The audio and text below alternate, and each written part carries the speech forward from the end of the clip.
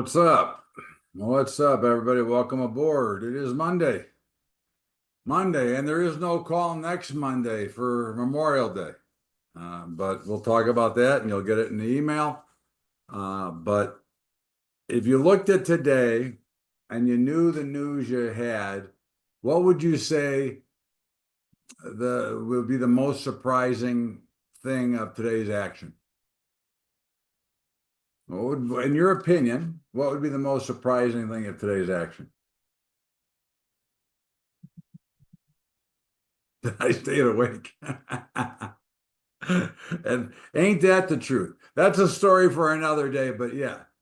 No one cares about the downgrade. And the truth of the matter is, again, I don't know for sure. I don't have the answer, but it is my opinion, and it has been my opinion. You've heard me say this before, that the average guy and gal are not investing right now, so they had nothing to panic out of. Okay.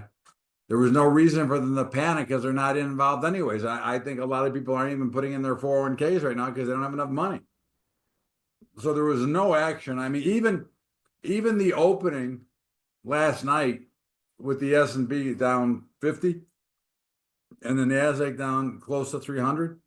I mean, wouldn't you have expected more than that based on the news you got Friday?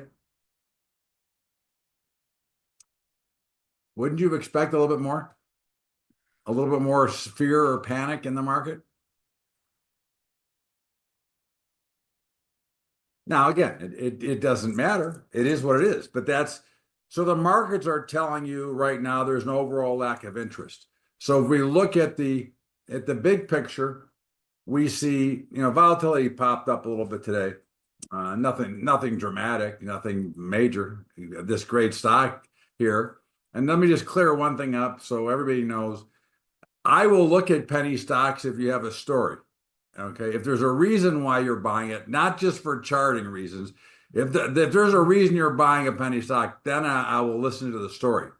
But anyways, so volatility popped a little bit, and the markets didn't really move. Okay, so we are dealing in a situation which is still low volume, higher than normal volatility, not excessively high, but higher than normal volatility, which really equals a lack of liquidity. Okay, have you noticed that? Even some of the smaller trades trying to get filled, even if you go in, there's not that much opportunity to get filled. It's hard to get filled on some things. Have you noticed, or is it just me?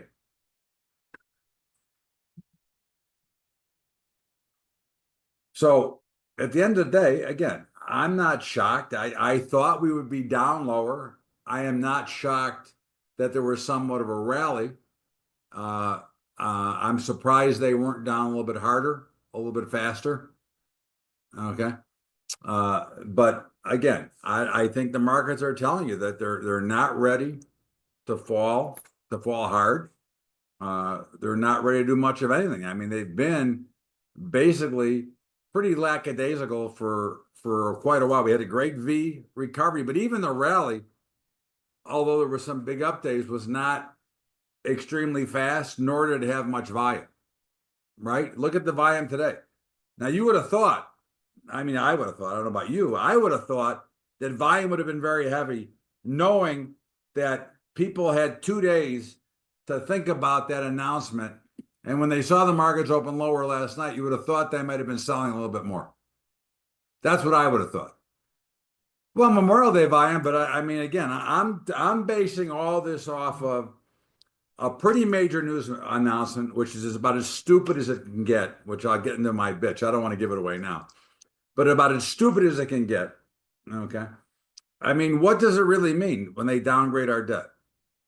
What does it mean? What is that going to mean to everybody? Okay.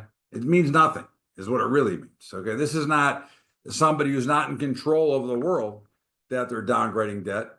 Okay. Consumer sentiment is in the worst it's been in ever.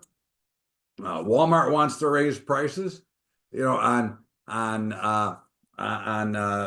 goods that they haven't even paid tariffs yet. What a crock of shit that is. Okay, they want to start raising prices now, in anticipation of tariffs later so they can shove it up your ass. What a great organization. But this is the problem that we have when you've now basically come down to such big conglomerates. And again, I'm all for the free market.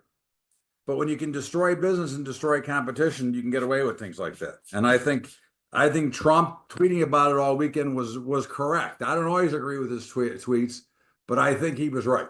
They will have record profits. You'll see this if anybody's old enough to remember the oil crisis, okay? And every oil company bitched and had to raise their prices, and every one of them had record profits. Okay. And it'll make no surprise to me that Walmart will have record profits either. Okay. Just like Starbucks does. Okay. Again, wait till you see. Now, those of you who drink orange juice, okay, remember when orange juice was going to the roof, right? It was over $5 at our level. Okay. Has the price come down at the grocery store on orange juice? I don't drink it, so I don't know. Has the price come down on orange juice? Anybody who drinks that shit? Okay. I doubt it. Okay. I don't know. I'm waiting for someone to tell me, but I would tend to doubt it. Okay. But yet they had no problem pushing the price up at retail, just like they had no problem pushing the price up of eggs. Okay. Right away. And when eggs come down, okay, and they probably have already. So too much sugar. Yeah, I'm on that diet now, baby. I gotta have a clean diet, I was told. You know how hard that is for me? I don't eat anything clean. Anyways, again, retail sales suck.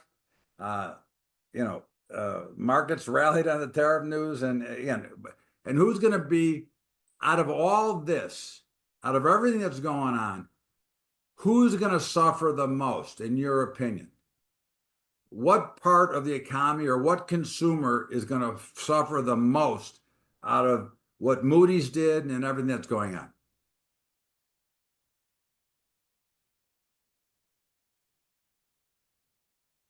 Walmart raised prices on companies' brake pads due to tariffs. The CEO posted they are 100% USA sourced. Man, that's probably true. Okay. Lower income, middle class. But to be more specific, and it's hard to phrase the question without giving the answer. The people that are going to be hurt the most are the people who rent. The renters in this country are going to get punished the most. The dude posted, which I've talked about for months, about mortgages are being classified now at over 7%. Okay, certain areas of the country they're higher, but now they're higher, and of course the 30-year bonds hit 5% today. The 10 years hit 4.6 today. The mortgage rates are going up, so that means that people can't afford to buy houses anymore, or many the people, again, that particular sect. So what's going to happen? Well, the criminals at BlackRock or Blackstone, I forget which one of them owns the most amount of real estate, but they control most of the real estate. Most of the rental property is either Blackstone or BlackRock. Which one is it? Okay, whichever one it is, you think they're going to sit back and not take advantage of this and raise rents? Okay, because now they got you. Because you can't go buy a house unless the housing companies are starting to make deals. Okay. Oh, yeah, BlackRock. Okay, which, like I said, whichever one, it doesn't matter. They're both crooks anyways. I don't care. Okay. But again, so this is who's going to suffer. Okay. And the credit ridiculous. And of course, if I looked at I saw an article over the weekend of wages. What area of the country or what state, okay, has the highest earnings per hour in the country? Anybody know? There is a limit to how much they can raise, but they can raise them just the same. When you're living on a paycheck to paycheck basis and they raise your rent 3%, that's a lot of money. Washington, D.C. is correct. Okay. Now, one might think it would be California or New York, right? California for sure because of Silicon Valley, all the other stuff. Washington, D.C. And it's not by a small margin. California is second at $40 an hour. Okay.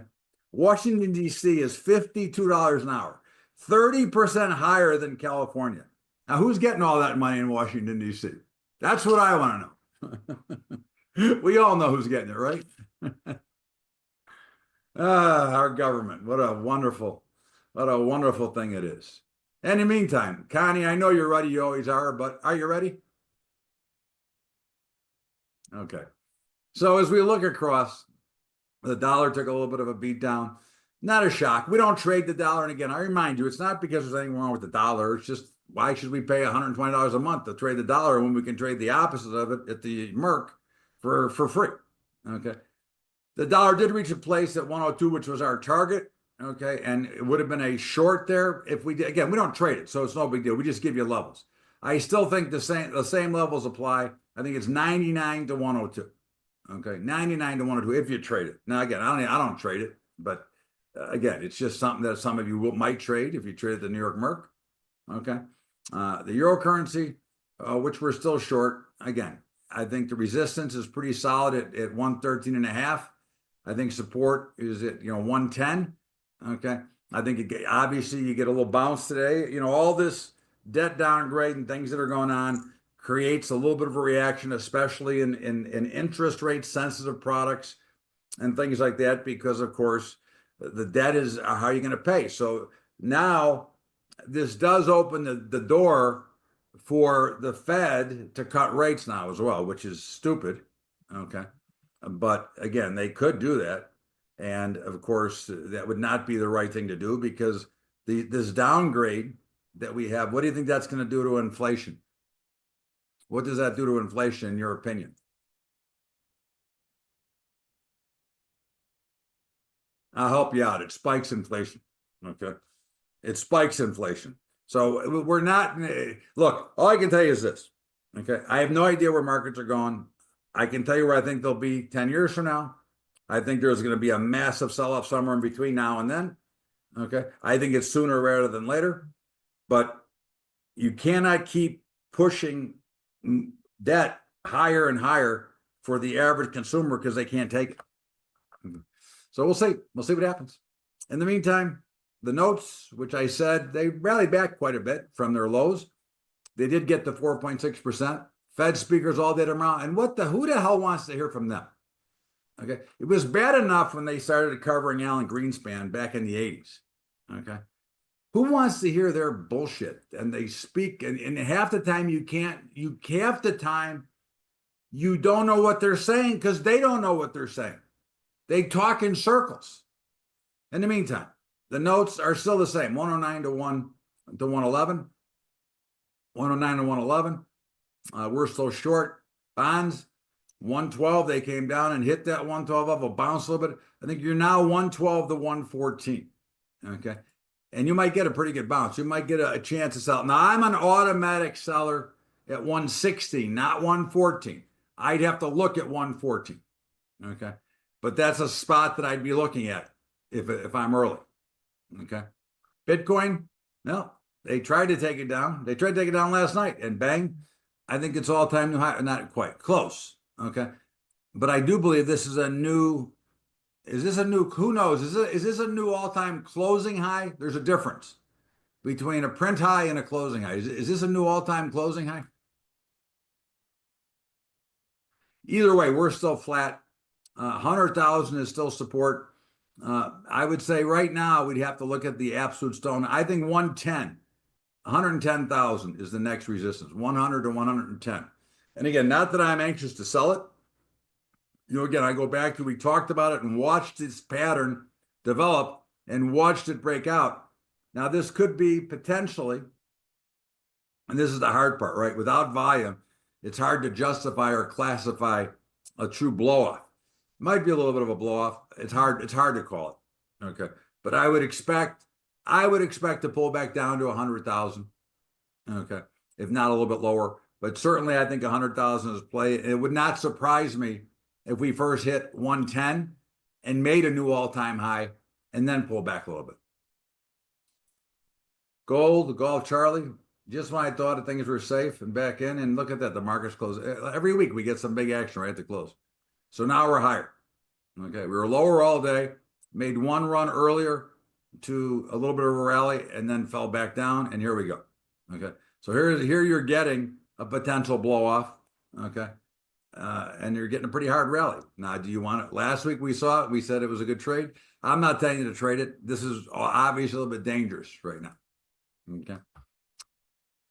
But gold, look, at the end of the day, I think gold has found some support, but I still believe that you're looking at 3,200, okay, to 3,300. And I think gold is going to go down probably and test 3,000, if not lower. Hi, Ash, how you doing? Okay.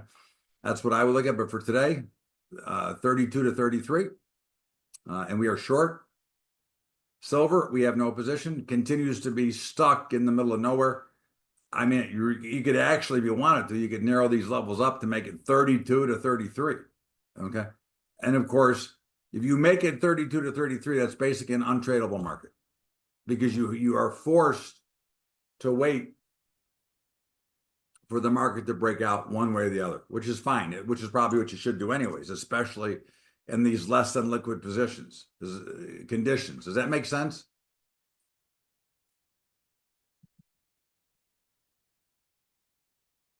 And platinum, which we don't trade, it's getting closer to reaching our 1020 on the upside. I think it's still the same 970 to 1020. Hasn't changed much. Okay. Copper, which we're long. Again, look at it. Copper is stuck. It's 470 to 470, excuse me, 450 to 475. So what you're noticing is that even though sometimes it feels like it's moving, and of course that blow off would have worked out. Again, I don't give you the I told you so. Okay. But it did fall apart. Okay. That was a potential opportunity to make a trade. Okay. And anytime it doesn't matter. We weren't trading, so we won't worry about it. But 450 to 475, again, there's not much going on here. I could make a better case for it to break down though from here, but I'm not making any case. Again, I'm not all that interested because there's nothing going on. Grain markets, I think it's interesting. We don't typically talk supply and demand because in price discovery and in overall stock trading, supply and demand is not an issue. Okay. There is no supply and demand in trading stock because there's a limited supply always. And markets go up when traders are willing to pay more. Okay. And markets go down when they're willing to sell it for less. I mean, that's not supply and demand.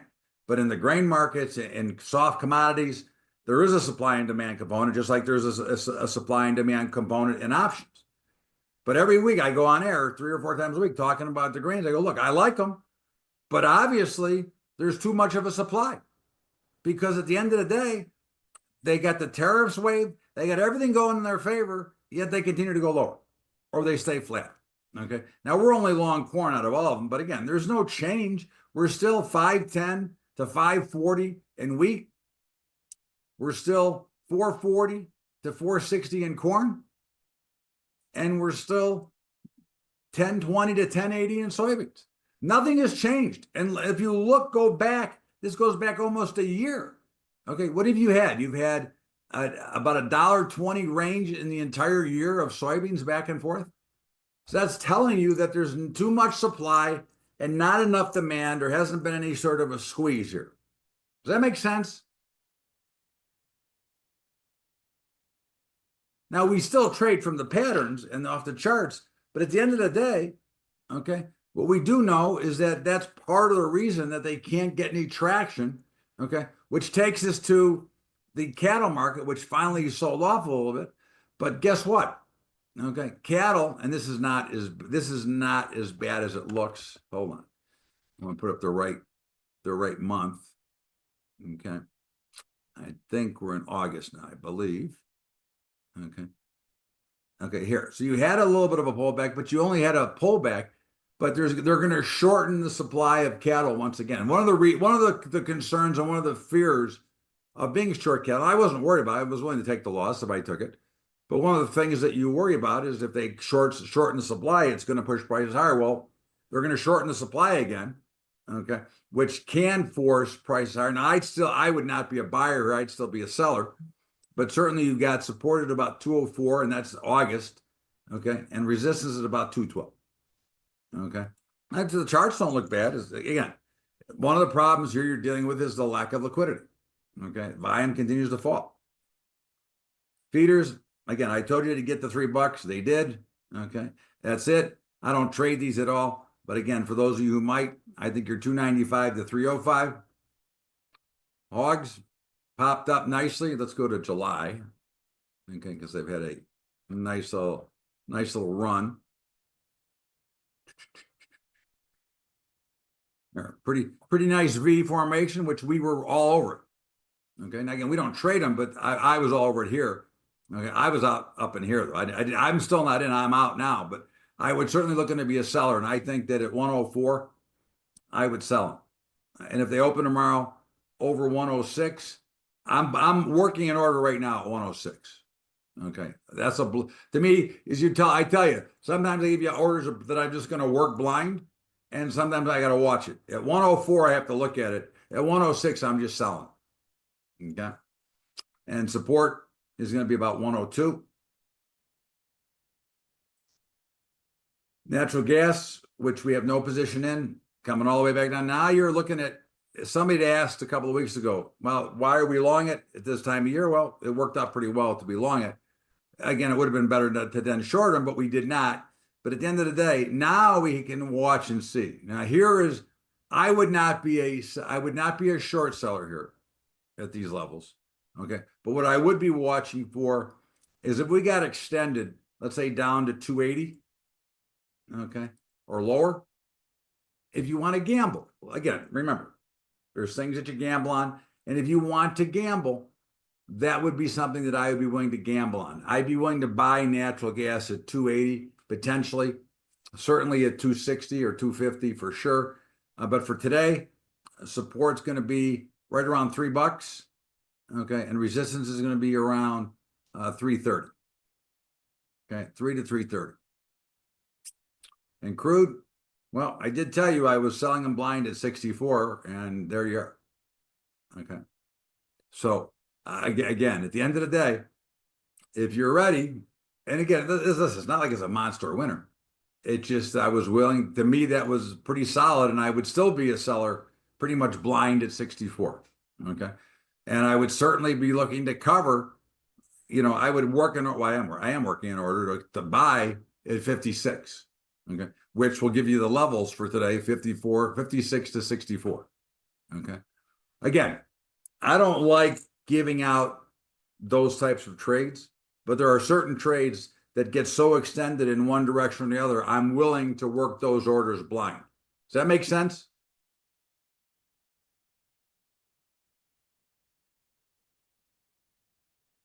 Okay. Any questions on part one? And by the way, if you recall, when we used to cover orange juice, I kept telling you got to sell this shit up at $5. Okay.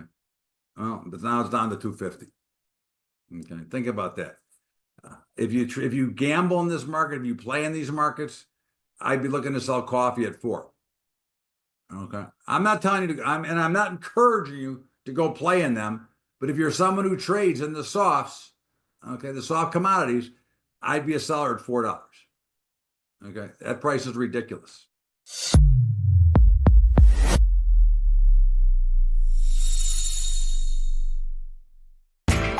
You know how the financial world goes. Here comes the buzzkill.